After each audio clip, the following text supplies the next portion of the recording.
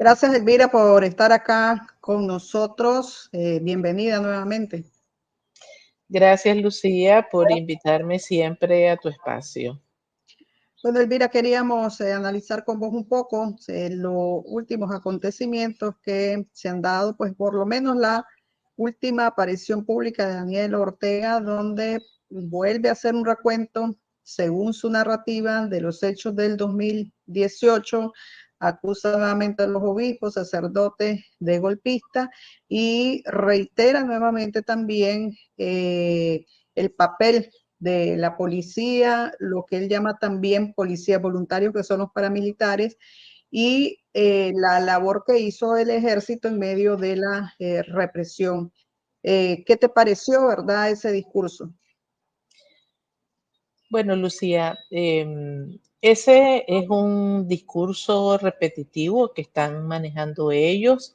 Lo que tiene es el sentido o la lógica de reforzar entre la población, frente a la comunidad internacional y sobre todo frente a sus partidarios, ese argumento o esa narrativa del golpe de Estado y de que todo lo actuado de parte de ellos fue legítimo en el sentido de que se estaban enfrentando a un intento de golpe de Estado, ¿verdad? Desde el punto de vista de esa narrativa. En ese marco, ellos ubican la actuación de estos tres grupos, las dos instituciones, más los paramilitares, como parte de los recursos utilizados por el Estado para enfrentar esa intentona de golpe de Estado y justificar toda la represión y la violencia estatal que desarrolló en ese contexto. En el caso particular del ejército, pues desde el año pasado hasta ahora, él en varias ocasiones ha hablado sobre la participación de la institución militar en estas acciones del 2018 y pues es un claro intento por comprometer públicamente a la institución en esos acontecimientos, toda vez que en ese año y hasta ahora el discurso en general que ha manejado la institución militar ha sido de que ellos no participaron en ninguna actividad represiva. Entonces, pues hay una clara contradicción entre lo que dice públicamente el ejército y lo que está afirmando últimamente Ortega. ¿A qué se debe esta contradicción pública? Pues es bien difícil decirlo porque realmente no hay mucha información sobre cuáles son las razones, pero es evidente que, o pareciera ser que está relacionado con los síntomas de malestar que pueden haber dentro del ejército, porque es la explicación más plausible eh, y el intento de Ortega por comprometerlos y por vincularlos claramente con todo lo sucedido en el 2018. Eh, Dice que estuvieron resguardando puestos estratégicos, zonas estratégicos, lugares estratégicos. ¿A qué se refiere Ortega con eso? Bueno, esa es una función tradicional del ejército.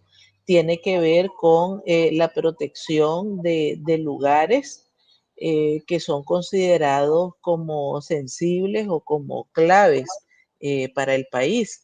Pues esto puede ser desde fronteras hasta lugares como por ejemplo el aeropuerto.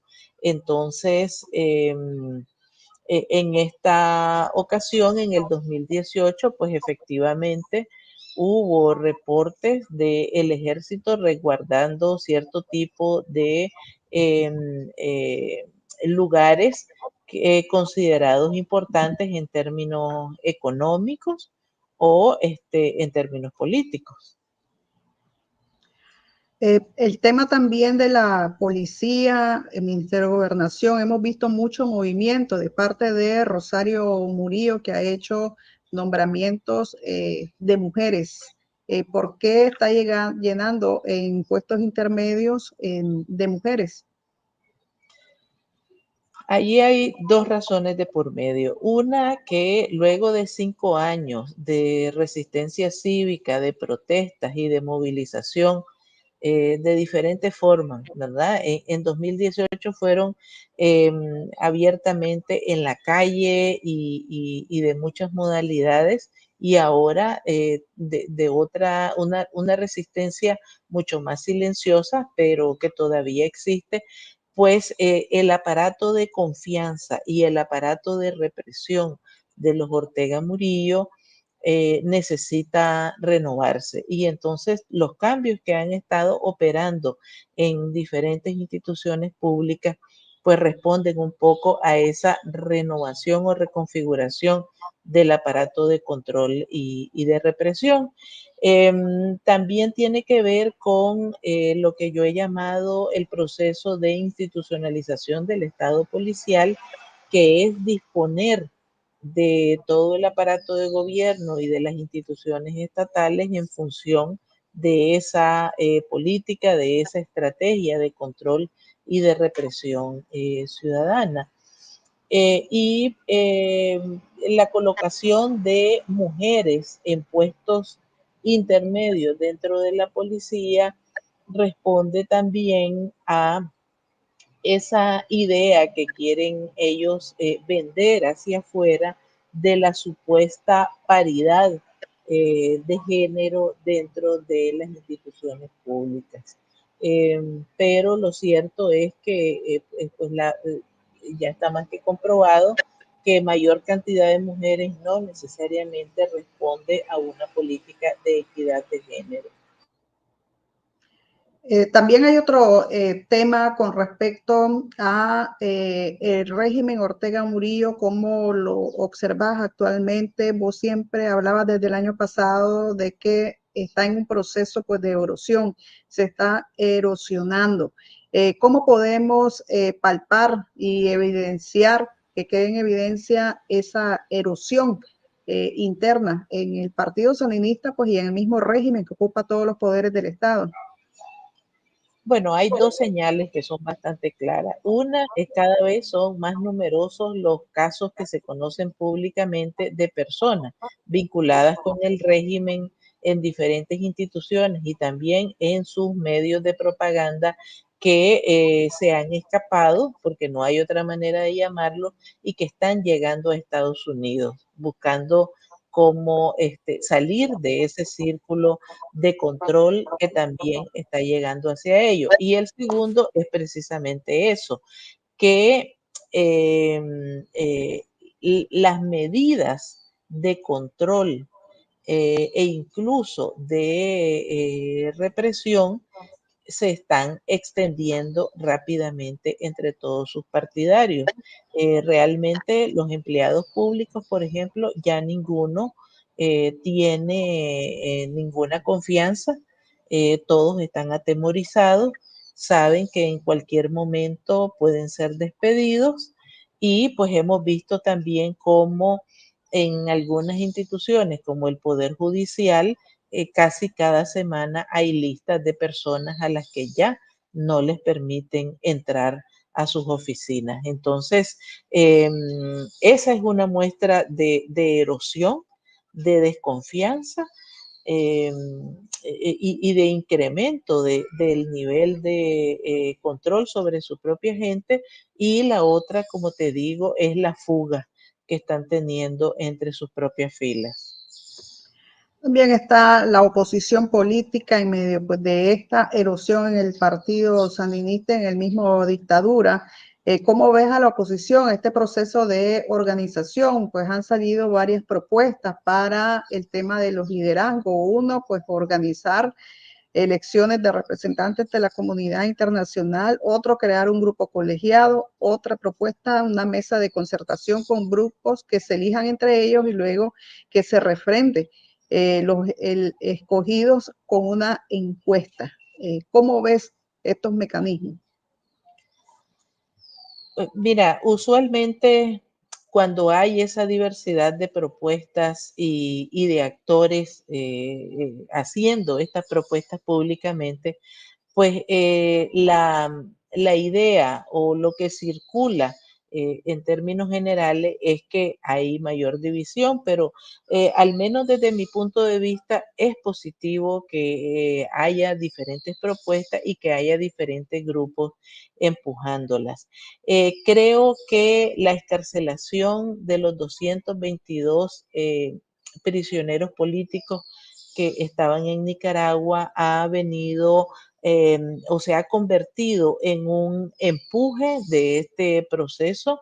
Indudablemente significa el fortalecimiento de algunos de los espacios de oposición, de algunas fuerzas de oposición, particularmente las que tienen posiciones pro democracia. Y pues aunque todavía los esfuerzos no han terminado de cuajar en una convergencia o en una propuesta de convergencia que yo no llamaría propiamente unitaria ni única, sino en una de convergencia, pues es evidente que se ha reanimado ese proceso, que los diálogos están abiertos entre los diferentes actores e iniciativas y que hay muchas probabilidades, muchas oportunidades en este momento para que efectivamente se pueda producir esa convergencia. La oposición creemos que debe estar en estos momentos preparada o está preparada para un desenlace inesperado dentro de Nicaragua con respecto pues al régimen, ya sea por erosión de ellos mismos, pues que es la erosión de ellos mismos, incluso pues hasta que se ha manejado hasta la muerte de Ortega. Mira, muy francamente, yo creo que las condiciones todavía no están dadas, ni tanto de parte del régimen, ni tanto de parte de la oposición. Creo que hay un proceso en curso del lado de la oposición. Creo que hay mejores condiciones que las que había el año pasado o en el 2021 o incluso en el propio 2019, pero todavía hace falta trabajo por hacer.